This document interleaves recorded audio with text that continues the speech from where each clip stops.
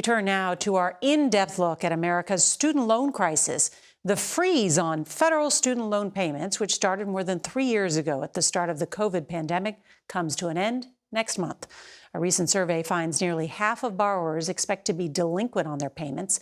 We get more now from CBS's Carter Evans.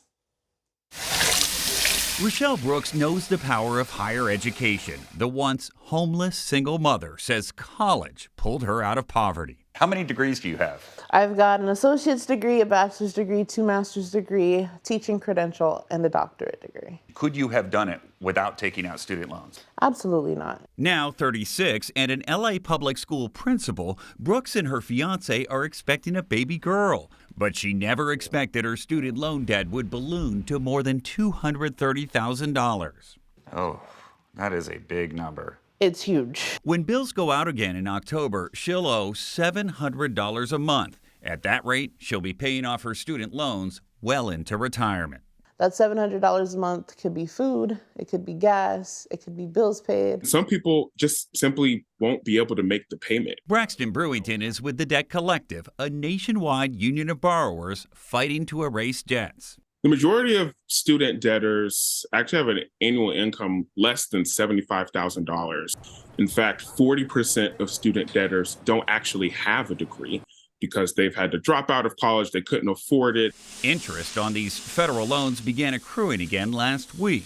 Who is going to be impacted the most by this? Women in particular, Black and brown Americans, older Americans. An Oxford economic study suggests that the restart of student loan payments will reduce consumer spending by $100 billion a year. This comes at a time when we think the economy is going to become more vulnerable and actually slip into a recession at the end of the year. And even though Rochelle Brooks has a $120,000 salary, it won't pay for 3 children, rent in Los Angeles, and her college debt. You're successful. You were putting your degrees to use. That's what gets to me, right? You did everything the right way. I did everything that I thought I should do to get ahead. When that bill comes due in October, you can't pay it. I can't pay it, and I won't pay it because I can't.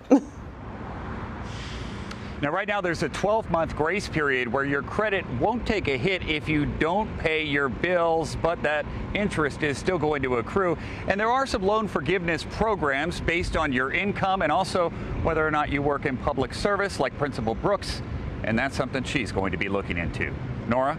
There should be help for teachers and nurses and more. Carter Evans, thank you.